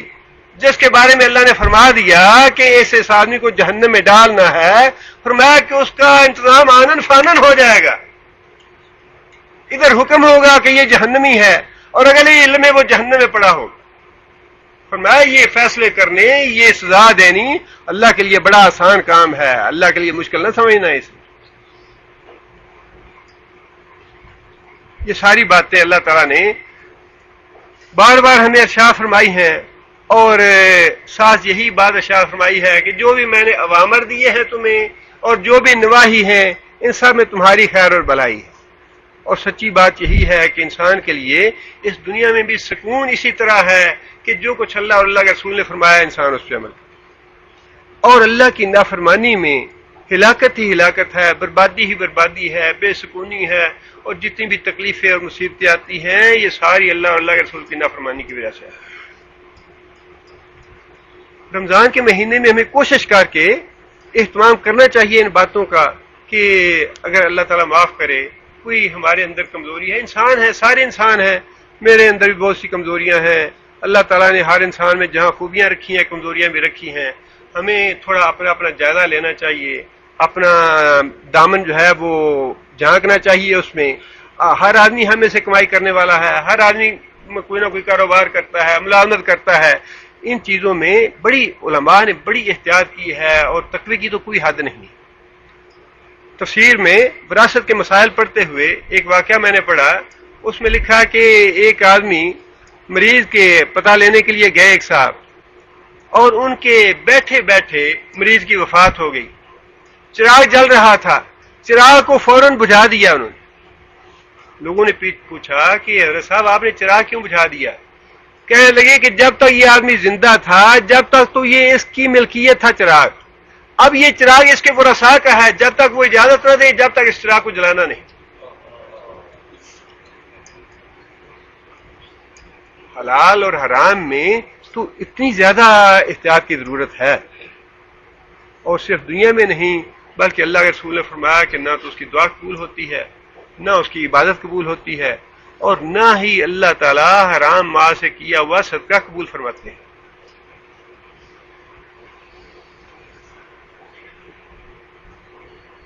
خواہ ملازمت کا معاملہ ہو یا مزدوری کا معاملہ ہو یا تجارت کا معاملہ ہو، ہمیں بہرحال جائزہ لینا چاہیے کہ وہ جو وقت ہے جو ہم ملازمت کے لیے جس کی تنخواہ لیتے ہیں وہ وقت ہمیں اسی کام میں لگانا چاہیے جس کام کے لیے ہم پیسے لے رہے ہیں۔ مزدوری کرتے ہیں تو مزدوری جو ہے وہ اسی طرح امانت اور دیانتداری سے کرنی چاہیے جس طرح مالک کے ساتھ معاملہ طے ہوا ہے، اور تجارت میں بھی کھلا معاملہ رکھنا چاہیے، اگر کوئی عیب ہو کوئی غلط بات ہو تو اس کو واضح کیا جائے، اور کوشش کرنی چاہیے کہ انسان کا رزق جو ہے وہ حلال ہو۔ اور خاص طور پہ رمضان کا مہینہ جو ہے یہ احتساب کا مہینہ ہے، اللہ تعالیٰ ہمیں نیک عمل کرنے کی توفیق عطا فرمائے، اللہ تعالیٰ ہمیں اپنا احتساب کرنے کی توفیق دے، اور جو ہم احکام یہاں پڑھتے ہیں سنتے ہیں اللہ تعالیٰ مجھے بھی اس پہ عمل کرنے کی توفیق عطا فرمائے اور آپ حضرات کو بھی۔ پچھلے جمعے میں ایک بھائی نے سوالات پوچھے ہیں، نماز سے متعلق زیادہ سوالات ہیں اور اکثر یہ سوالات پوچھے جاتے ہیں۔ ایک تو میں یہ گزارش کروں گا کہ اگر اس طرح کا کسی بھائی کا ذوق ہے تحقیق کا تو وہ مجھ سے الگ مسئلہ پوچھ لیا کریں تحقیق کرنے کے لیے، تاکہ باقی دوستوں کے ٹائم ضائع نہ ہو۔ یہاں مسئلہ میں وہی بتانا زیادہ پسند کرتا ہوں جس میں اجتماعی فائدہ ہو، سب کا فائدہ ہو، کیونکہ انہوں نے پوچھا ہے لہذا میں اختصار کے ساتھ بتا دیتا ہوں انہیں۔ ایک تو انہوں نے یہ لکھا ہے شب معراج اور شب برات جو ہے اس کے بارے میں کوئی مستند حدیث ہے یا نہیں۔ شب معراج کے بارے میں مولانا صفی الرحمان مبارک رحمہ اللہ نے اپنی الرحیق المختوم میں یہ وضاحت کی ہے کہ 27 رجب کی تاریخ جو ہے یہ تو بالکل ہی درست نہیں ہے، اور باقی جتنی بھی تاریخیں بتائی جاتی ہیں ان کا تعین مورخین نے نہیں کیا، نہ مفسرین نے کیا ہے، نہ سیرت نگاروں نے کیا ہے۔ 3 اقوال ہیں، وہ یہ ہے کہ 1 سال ہجرت سے پہلے معراج ہوا، دوسرا قول یہ ہے کہ 1 سال 2 ماہ پہلے، تیسرا قول یہ ہے کہ 1 سال 4 ماہ پہلے۔ اب اس کی تاریخ کا تعین نہیں ہے۔ 27 رجب والی بات یہ بالکل غلط ہے کہ 27 رجب کو معراج ہوا ہے۔ ہاں البتہ یہ بات ہے کہ ہجرت سے پہلے اور طائف والے واقعے کے بعد ہوئی ہے معراج۔ اصل میں معراج جو ہے یہ ایک ایسا عظیم معجزہ ہے اور ایسی رسول اکرم صلی اللہ علیہ وسلم کی عزت افزائی ہے، اور اتنا اس میں نبی صلی اللہ علیہ وسلم کا اللہ تعالیٰ نے مرتبہ بلند فرما دیا کہ نبی صلی اللہ علیہ وسلم کو جو طائف میں صدمہ پہنچا تھا، جو دکھ اور رنج پہنچا تھا، اللہ تعالیٰ نے اس معراج کے ذریعے اس کی تلافی فرما دی۔ نبی صلی اللہ علیہ وسلم کو وہ اعلیٰ ترین مقام دے کے اپنے پاس بلا کے اللہ تعالیٰ نے نبی صلی اللہ علیہ وسلم کا سارا غم غلط فرما دیا۔ وہ یہ بات جو ہے یہ معروف ہے اور بالکل صحیح ہے کہ طائف والے واقعے کے بعد اور ہجرت سے پہلے ہوا ہے معراج، لیکن تاریخ کا تعین نہیں ہے۔ اور یہی معاملہ شعبان کا بھی ہے۔ شعبان کے بارے میں 15 شعبان کی جو بات کہی جاتی ہے کہ شب براءت ہے، شب براءت کا مطلب یہ ہے کہ بری ہونا، جہنم سے بری ہونا، اور وہ تو یا تو رمضان کی راتیں ہیں جن کے بارے میں فرمایا کہ اللہ بری فرماتے ہیں، یا لیلۃ القدر ہے جس کا ذکر قرآن مجید میں آیا ہے۔ لیلۃ القدر ہی حقیقت میں شب براءت ہے، لہذا شعبان میں جو شب براءت کا تصور ہے یا 15 شعبان کا تصور ہے وہ درست نہیں ہے۔ اور سوال یہ ہے کہ وضو کے دوران ساکھ جرابے جو ہیں ان پہ مسح کیا جا سکتا ہے یا نہیں۔ حدیث میں 3 طرح کے الفاظ آئے ہیں۔ مسح علی الجوربین، نبی صلی اللہ علیہ وسلم نے جرابوں پہ مسح فرمایا، بالنعلین، نالین مبارک پہ مسح فرمایا، بالخفین، اور خفین پہ مسح فرمایا۔ تینوں الفاظ موجود ہیں، لہذا اس میں کتھن کسی قسم کی کراہت نہیں ہے۔ جرابے ہوں ان پہ مسح جائز ہے، خفین ہوں ان پہ مسح جائز ہے، جوتے ہوں اور پاک ہوں گندگی سے ان پہ بھی مسح کر کے ان سمیت نماز پڑھنا، اس میں قطعاً کوئی کراہت کی بات نہیں ہے۔ تینوں چیزیں جو ہیں وہ درست ہیں انشاءاللہ۔ اگلا مسئلہ یہ ہے کہ کیا ناف کے نیچے باندھنا صحیح ہے یا نہیں۔ یہ جو مسائل ہیں ان کے بارے میں یہ بات ذہن میں رکھیں کہ اختلافی مسائل جتنے بھی علماء میں ہیں ان کی کوئی نہ کوئی حدیث ضرور موجود ہے۔ ناف سے نیچے ہاتھ باندھنے کی حدیث ہے لیکن وہ ضعیف ہے۔ ایک حدیث تو شاید موضوع ہے لیکن ضعیف درجے کی حدیثیں بھی ہیں۔ جو صحیح حدیث ہے وہ سینے پہ ہاتھ باندھنے کی ہے۔ اب یہ معاملہ تھوڑا سا علمی بھی ہے، عام آدمی جو ہیں ان کے لیے اس کے علاوہ چارہ نہیں کہ جو کچھ مولوی بتائے وہ اس پہ عمل کرے۔ اس معاملے میں زیادہ ذمہ داری علماء کی ہے کہ وہ تحقیق کر کے صحیح مسئلہ لوگوں کو بتائیں۔ عام آدمی جو ہیں اگر تو تحقیقی مزاج ہے تو یہ مسئلے میں نے بتا دیے۔ ایک صورت تو یہ ہے کہ آپ مجھ پہ اعتماد کریں، اور میں کبھی بھی آپ کو یہ نہیں کہوں گا کہ آپ مجھ پہ اعتماد کریں، خود تحقیق کریں۔ جب آپ اتنے مسئلے چھان بین کر رہے ہیں کہ میرے دوست نے یہ بتا دیا کہ یہ بھی حدیث ہے اور یوں بھی ہے یوں بھی ہے، تو پھر آپ کو اس کی تحقیق خود کرنی چاہیے، خود جا کے کتابیں دیکھیں اور ان سے خود نتیجہ اخذ کریں۔ اس تحقیق میں اگر آپ کا نتیجہ غلط بھی ہوگا تو آپ پہ انشاءاللہ گناہ نہیں ہوگا۔ صحیح جو حدیث ہے اس میں یہی ہے کہ سینے پہ ہاتھ باندھنے چاہیے. دوسری حدیث ضعیف ہے. اب مومن آدمی کا عمل تو یہی ہونا چاہیے کہ جب ایک چیز کا پتہ چل جائے کہ یہ ضعیف حدیث ہے، حدیث تو ہے یہ لیکن ضعیف ہے، تو پھر انسان کو اس کے مقابلے میں جو صحیح ہے اس پہ عمل کرنا چاہیے. بگاڑ جو ہے وہ یہاں پیدا ہوتا ہے جب انسان ضعیف پہ اس لیے عمل کرتا ہے کہ یہ ہمارے امام صاحب کی فقہ میں یوں ہے، ہمارے مسلک میں یہ بات یوں ہے. بگاڑ یہاں سے پیدا ہوتا ہے.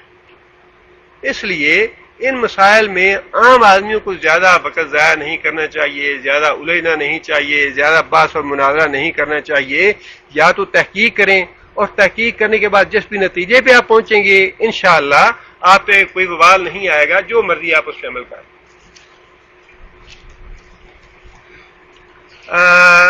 یہ ہے کہ آخری 10 راتیں رمضان کی، کیا اس کے بارے میں کوئی حدیث ہے کہ 10 راتیں سویا نہ جائے، یا 8 راتیں یا ایون راتیں یا 5 یا 6 یا 4؟ ایسی کوئی حدیث نہیں ہے. صرف یہ ہے کہ ان 10 راتوں میں اعتکاف فرمایا نبی صلی اللہ علیہ وسلم نے، اور نبی صلی اللہ علیہ وسلم نے کمر کس لی عبادت کے لیے. حالانکہ نبی صلی اللہ علیہ وسلم تو اپنے آپ کو تھکانے والے تھے، آگے پیچھے بھی، غیر رمضان میں بھی تھکانے والے تھے. حکم فرمایا کہ تھکا لیتے تھے، جس کا مطلب یہ ہے کہ اس کی پابندی اس طرح کے معاملات میں اور پھر نوافل میں شریعت پابندی لگاتی بھی نہیں. نوافل جو نفل عبادت ہے اس میں شریعت اس طرح کی پابندیاں نہیں لگاتی، اس کو انسان کے اپنے مزاج پہ چھوڑ دیا جاتا ہے، بلکہ سختی سے منع فرمایا شریعت نے. حضرت زینب رضی اللہ تعالیٰ عنہ نے نبی صلی اللہ علیہ وسلم تشریف لائے کمرے میں، گھر میں دیکھا کہ ایک رسی لٹک رہی ہے. پوچھا یہ رسی کیوں لٹک رہی ہے؟ بتایا گیا کہ فلاں خاتون جو ہیں وہ جب عبادت کرتے کرتے تھک جاتی ہیں، انہیں نیند آ جاتی ہے تو وہ اپنے بالے سے باندھ لیتی ہیں تاکہ نیند نہ آئے. فرمایا اس کو اتار دو، اللہ کو اس کی ضرورت نہیں. ایک آدمی اس پہ سایہ کیا ہوا لوگوں نے اور پنکھا وغیرہ اس کو ہوا دے رہے اس سے. نبی صلی اللہ علیہ وسلم نے پوچھا کیا ہے؟ نبی صلی اللہ علیہ وسلم کو بتایا گیا کہ اس آدمی نے نظر کا روزہ ماننا ہے اور روزے کی وجہ سے اس پہ گھبراہٹ ہے یا یہ بے ہوش ہو گیا ہے یا ایسے ہے. میں اللہ کو ایسی مشقت کی ضرورت نہیں. نوافل کے بارے میں شریعت اس طرح کی پابندیاں لگاتی نہیں کہ 10 راتیں ساری خود جاگو. رغبت دلاتی ہے، جو جاگنا چاہتا ہے 10 راتیں چھوڑ کے 30 راتیں بے شک جاگیے، لیکن شریعت کی طرف سے پابندی نہیں ہے. شریعت نفل عبادت میں انسان کی اپنی رغبت پہ بات چھوڑ دیتی ہے کہ جتنا کرنا چاہتا ہے کوئی کرے.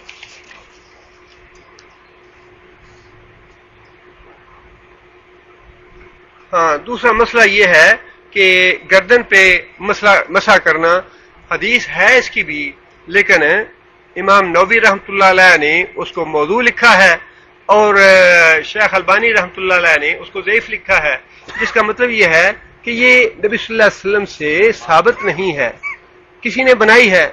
لہذا کرنا تو یہی چاہیے کہ موضوع اور ضعیف حدیث پہ عمل چھوڑ دیا جائے، جو صحیح حدیث ہے انسان اسی پہ عمل کرے. یہ مسئلہ لکھا ہے کہ کیا ایک خاتون جو ہے وہ ہسبینڈ کی 6 جو بہن ہے، شوہر کی بہن، اس کے بیٹے سے شادی کر سکتی ہے یا نہیں کر سکتی؟ اگر کوئی اس رشتے کے علاوہ دوسرا رشتہ نہیں ہے تو پھر شادی ہو سکتی ہے انشاءاللہ. اور دوسرا جو مسئلہ انہوں نے لکھا ہے کہ ایک آدمی جو ہے وہ اپنی بیوی کے بہن کی بیٹے سے شادی، وہ مسئلہ غلط ہے، تو اس مسئلے کو درست کریں. رشوت، یہ ایک لکھا ہے کہ اپنے کاروبار کے سلسلے میں ہمیں ہدیہ دینا پڑتا ہے، ہدیہ دیے بغیر ہمارا کام نہیں چلتا. کیا یہ جائز ہے یا ناجائز ہے؟ بالکل یہ وہی بات ہے، آپ خواہ نقد دیں یا کوئی سونے کی زنجیر بنا کے دے دیں یا کوئی پیسوں کی چیز خرید کے ہدیے کے طور پہ دے دیں تاکہ آپ کا کام چلے. اب یہ ایک الگ بات ہے کہ جہاں کام نہیں چلتا وہاں رشوت دینے کے بارے میں علماء کا فتویٰ کیا ہے، اور جہاں کام چلتا ہے وہاں رشوت دینے کا کیا حکم ہے، وہ ایک الگ بات ہے. لیکن یہ جو صورت آپ نے لکھی ہے یہ رشوت کی ہی دوسری شکل ہے. ایک مسئلہ یہ لکھا ہے کہ وطر کو کیسے پڑھنا چاہیے، 2 رکعت پڑھ کے سلام پھیرنا اور اس کے بعد ایک الگ پڑھنا، یہ سنت طریقہ ہے. اور جو اکٹھے 3 وطر پڑھنا 2 تشہد کے ساتھ، اس سے نبی صلی اللہ علیہ وسلم نے منع فرمایا ہے. یہ دار قطنی کی حدیث ہے، اور جو تفہیم السنہ کی نماز کے مسائل کتاب ہے اس میں 370 نمبر مسئلہ ہے، اگر کوئی صاحب دیکھنا چاہتے ہیں وہاں سے دیکھ لیں. اسی طرح رفع دین کے بارے میں لکھا ہے. رفع دین کے بارے میں لوگ جو ہیں بہت زیادہ الجھن میں ہوتے ہیں. اس بارے میں بھی ایک بات تو یہ ہے کہ واجب نہیں ہے. بعض دوست ناراض ہوتے ہیں مجھ سے کہ تم یہ کیوں کہتے ہو، لیکن جو شریعت میں مسئلہ ہے جتنا ہے اتنا بتانا چاہیے، نہ اس سے زائد نہ اس سے کم. امانت تو یہی ہے. واجب نہیں، سنت ہے، لیکن سنت ہے جاریہ. نبی صلی اللہ علیہ وسلم کی وفات تک یہ ثابت ہے کہ نبی صلی اللہ علیہ وسلم نے کیا ہے. اب اس میں 2 باتیں آ جاتی ہیں. ایک بات تو یہ ہے کہ ایک انسان سنت کا انکار کرے کہ نہیں جی نہیں یہ تو منسوخ ہے، یہ سنت ہے ہی نہیں حدیث میں، یہ تو ہے کبیرہ گناہ. سنت کا انکار کر دینا، حدیث کا انکار کر دینا، یہ تو ہے کبیرہ گناہ. یہ بات ہے عقیدے کی. عقیدہ تو درست رکھنا چاہیے. عقیدہ یہ ہونا چاہیے کہ یہ نبی صلی اللہ علیہ وسلم کی وفات تک جاری سنت تھی، نبی صلی اللہ علیہ وسلم نے اس پہ عمل کیا اور صحابہ نے بھی اس پہ عمل کیا، اور یہ منسوخ نہیں ہے.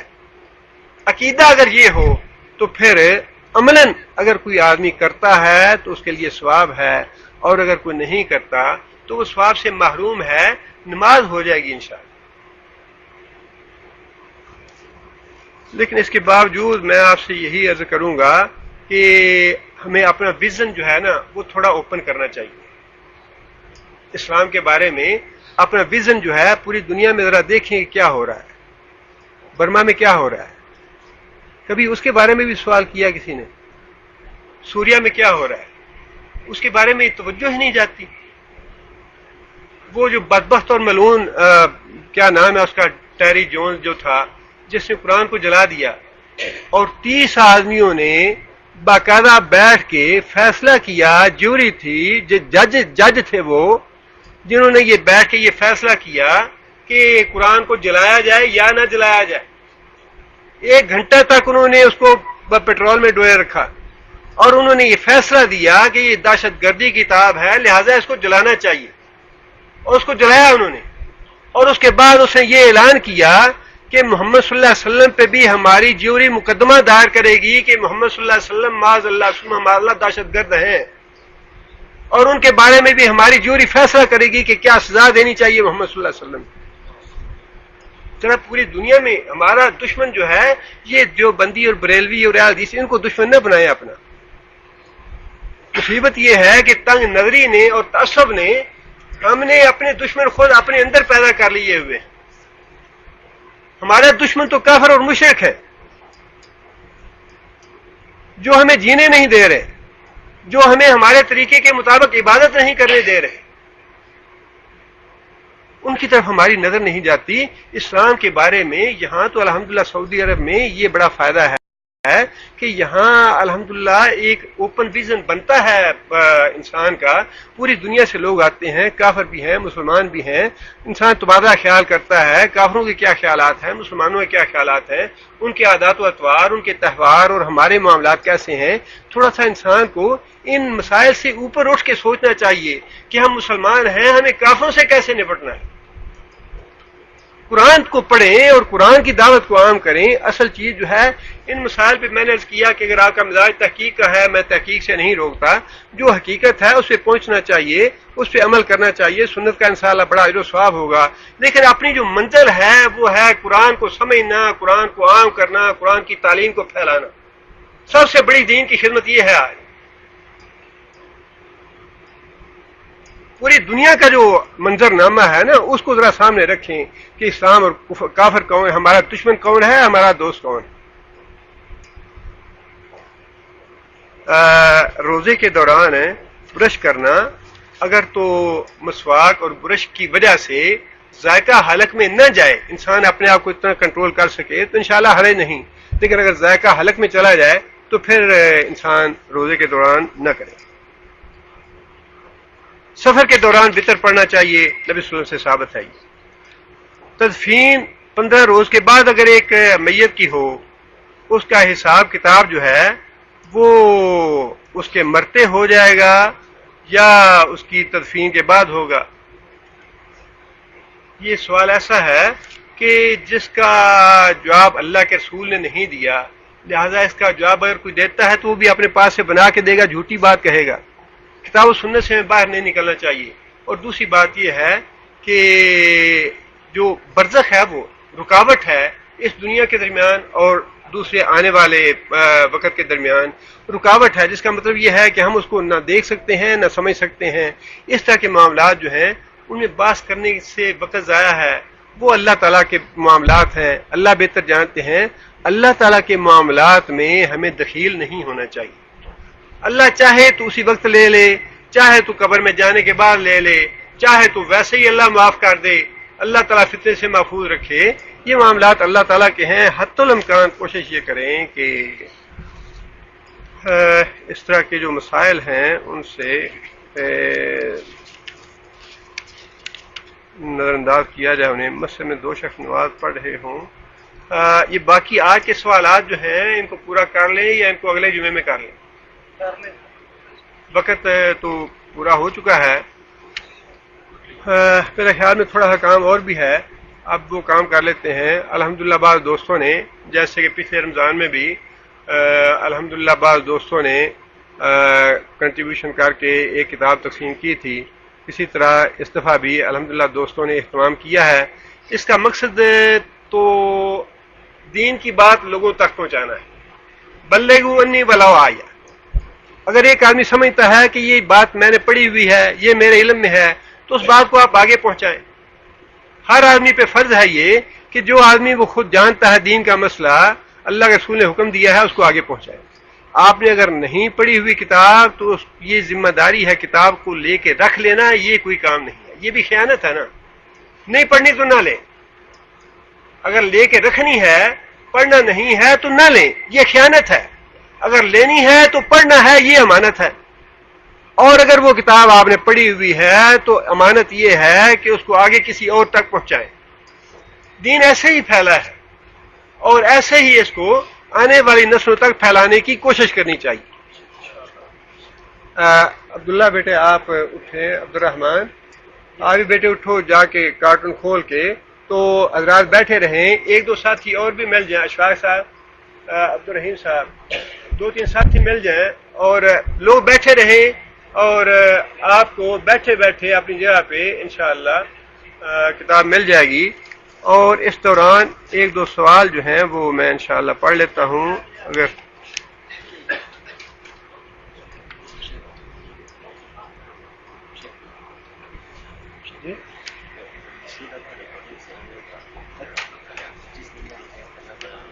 اس کا خلاصہ تو میں نے آج بیان کر دیا. 25 آیت کا خلاصہ میں نے اس لیے بیان کیا ہے کہ مجھے شاہ نے کہا تھا کہ مجھے اگر تو شروع سے آپ نے کیا ہے تو اس کا خلاصہ آ جائے.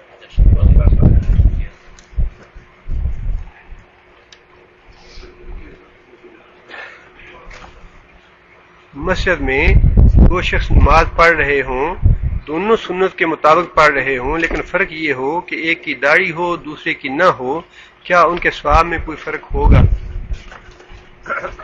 ان کے دیکھنے میں آپ کو فرق نظر آیا کہ نہیں آیا؟ اللہ کو کیوں فرق نظر نہیں آئے گا؟ انسان کو فرق نظر آ جاتا ہے کہ ان دونوں میں کیا فرق ہے. جو نماز پڑھ رہے ہیں وہ تو ایک ہی جیسی ہے سنت کے مطابق، اور فرق تو نظر آ گیا آپ کو بھی کہ ایک کی داڑھی نہیں ہے اور ایک کی داڑھی ہے. اور اگلا جو درس ہے انشاءاللہ اس میں وضاحت کروں گا کہ کبیرہ گناہ پہ اصرار کرنا یہ اللہ کو بڑا ہی ناگوار ہے، بڑا ہی غصہ دلانے والی بات ہے. صغیرہ گناہ پہ اصرار جو ہے وہ بھی اس کو کبیرہ بنا دیتا ہے، اور داڑھی مڈانا جو ہے یہ کبیرہ گناہ ہے. اگر ایک انسان کبیرہ گناہ کرتے کرتے دنیا سے رخصت ہو جائے تو کتنی یہ افسوس والی بات ہے. اور علماء نے اصل میں بڑا یہ ایک غلط فہمی ہے. سنت ہے جی، سنت ہے. یہ سنت نہیں ہے. یہ جو غلط فہمی ہے داڑھی سنت ہے جی، سنت ہے، یہ سنت نہیں ہے، یہ واجب ہے. واجب سنت جو ہے وہ تو علماء اگر کہتے ہیں تم اس کو لغوی معنی میں کہتے ہیں کہ نبی صلی اللہ علیہ وسلم کا طریقہ ہے. یہ سنت کا لفظ ہے، نبی صلی اللہ علیہ وسلم کے طریقے کے لیے بولا جاتا ہے، لیکن یہ سنت ہے وجوب کے درجے کی. جو یہ واجب اس واجب پہ عمل نہیں کرتا سخت گناہ گار ہے.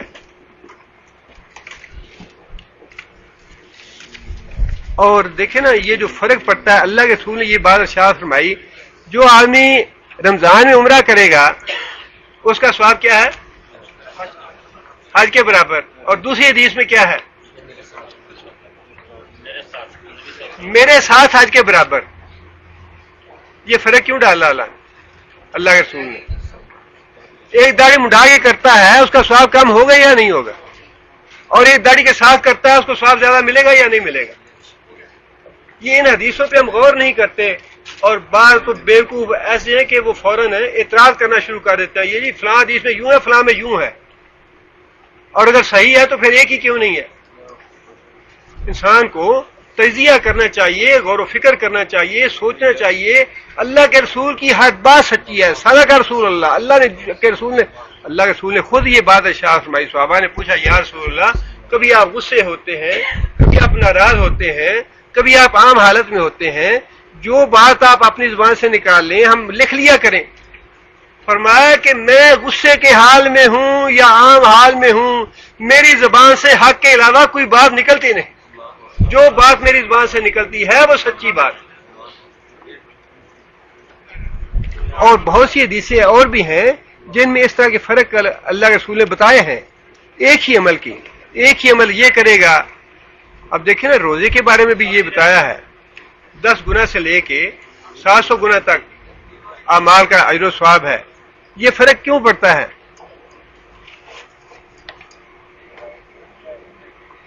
یہ ایک بھائی ہیں، انہوں نے سارے بھائیوں کو السلام علیکم بھی کہا ہے، اور وہ خروج نہائی پہ جا رہے ہیں، اور انہوں نے لکھا ہے کہ آپ میرے لیے دعا فرمائیں، اللہ تعالیٰ ان کو خیر و عافیت کے ساتھ پاکستان لے جائے، وہاں پہ اللہ تعالیٰ ان کو نیکی کی توفیق عطا فرمائے، نیکی پہ عمل کرنے کی، نیکی کو پھیلانے کی، خاص طور پہ قرآن مجید کو پڑھنے کی، پڑھانے کی، پھیلانے کی، اس کی تعلیم و تدریس کی بڑی ضرورت ہے ہندو پاکستان میں.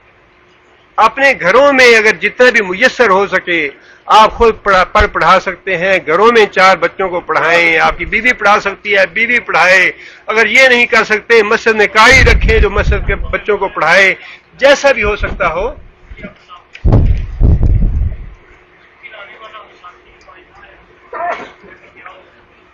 جیسے بھی ممکن ہو. اور اپنے ملکوں میں جب جائیں تو اللہ تعالیٰ توفیق دے تو زیادہ سے زیادہ نیکی کو اور خاص طور پہ قرآن کو پھیلانے کی کوشش کریں.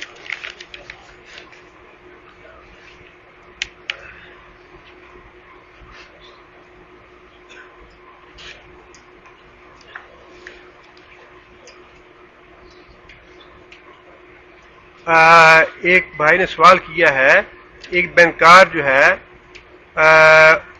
اس کی کمائی ہے لیکن اب انہوں نے توبہ کر لی ہے اس حرام کمائی سے کپڑا لے کر نماز پڑھنا. دیکھیے جب نبی صلی اللہ علیہ وسلم نے ارشاد فرمایا ہے التائب من الذنب کمن لا ذنب لہ، جب انسان سچے دل سے توبہ کر لیتا ہے اور آئندہ سے اس گناہ کے قریب نہیں جاتا تو پچھلے اس کے سارے گناہ اللہ معاف فرما دیتے ہیں. جو اس نے پچھلے کمایا بینک سے یا سودی کاروبار کیا اور اس نے آئندہ کے لیے توبہ کر لی، وہ پیسہ اللہ کے فضل و کرم سے انشاءاللہ اس کے لیے استعمال کرنا جائز ہے. اب اس نے توبہ کر لی ہے، توبہ کرنے کے بعد اللہ تعالیٰ گزشتہ گناہوں کا مواخذہ نہیں فرماتے.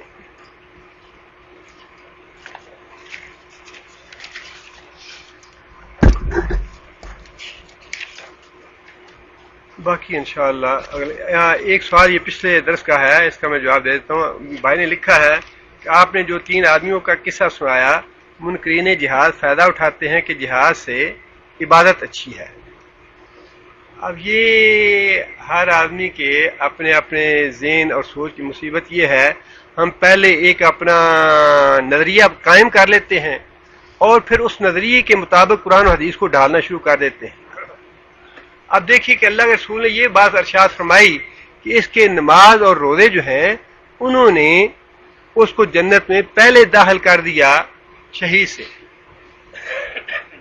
اب یہ واقعی صحیح ہے کہ اللہ کے رسول نے اس حدیث میں نماز اور روزے کا ذکر فرمایا، لیکن اگر اس میں جہاد کا ذکر نہیں ہے، اس میں تو صلہ رحمی کا ذکر بھی نہیں ہے، اس میں تو رزق حلال کا ذکر بھی نہیں ہے.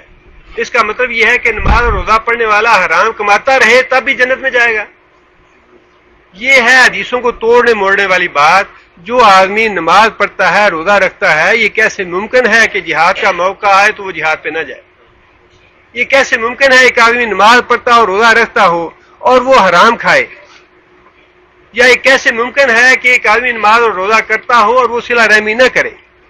اس لیے ان چیزوں کو نبی صلی اللہ علیہ وسلم نے ہر موقع محل کے مطابق بات ارشاد فرمائی ہے. وہاں چونکہ یہ ارکان ہیں اور پھر ہمیں بھی یہ بات ذہن میں رکھنی چاہیے، جو ترجیحات شریعت نے بتائی ہیں ان ترجیحات کو قائم رکھنا چاہیے. نماز اور روزہ ارکان میں سے ہے، جہاد بہرحال ارکان کے بعد ہے. توحید، نماز، زکوٰۃ، روزہ، حج یہ ارکان ہیں. جہاد کے بارے میں یہ بات تو ارشاد فرمائی اللہ کے رسول نے کہ یہ صنم ہے، چوٹی ہے اسلام کی، اور فرمایا کہ اس کو چھوڑ کے تم ذلیل و رسوا ہو جاؤ گے. لیکن اس کے باوجود ارکان جو ہیں وہ بہرحال پہلے ہیں.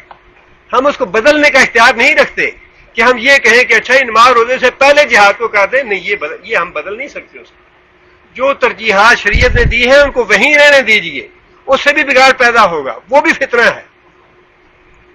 اور دوسری طرف یہ بات ہے کہ جب اللہ کے رسول نے ارکان کا نام لے لیا تو اس کا مطلب یہ ہے باقی سارے اوامر اور نواہی پہ عمل کرنے والا ہے. وہ جہاد میں شریک ہونے والا، صلہ رحمی کرنے والا، رزق حلال کھانے والا، والدین کے حقوق ادا کرنے والا، وہ ساری باتیں آپ خود شامل ہیں اس میں. سبحان ربک رب العزت عما یصفون، بسم اللہ الرحمن الرحیم، الحمد للہ رب العالمین، الرحمن الرحیم، مالک یوم الدین، ایاک نعبد و ایاک نستعین، اهدنا الصراط المستقیم صراط الذین انعمت علیہم غیر المغضوب علیہم ولا الضالین. اللهم صل علی محمد وعلی آل محمد کما صلیت علی ابراہیم وعلی آل ابراہیم انک حمید مجید. اللهم بارک علی محمد وعلی آل محمد کما بارکت علی ابراہیم وعلی آل ابراہیم انک حمید مجید. ربنا ظلمنا انفسنا ان لم تغفر لنا وترحمنا لنكونن من الخاسرین. ربنا آتنا في الدنيا حسنة وفي الآخرة حسنة وقنا عذاب النار. ربنا هب لنا من أزواجنا وذرياتنا قرة أعين واجعلنا للمتقين إماما. ربنا اصرف عنا عذاب جهنم إن عذابها كان غراما إنها ساءت مستقرا ومقاما. اللهم أيد الإسلام والمسلمين، اللهم أعز الإسلام والمسلمين، اللهم أذل الشرك والمشركين، اللهم دمر أعداء الدين، اللهم نبر قلوبنا بنور الإيمان، اللهم ثبتنا على الإسلام، اللهم اغفر لجميع المؤمنين والمؤمنات الأحياء منهم والأموات. ربنا تقبل منا إنك أنت السميع العليم وتب علينا إنك أنت التواب الرحيم. سبحان ربك رب العزة عما يصفون وسلام على المرسلين والحمد لله رب العالمين.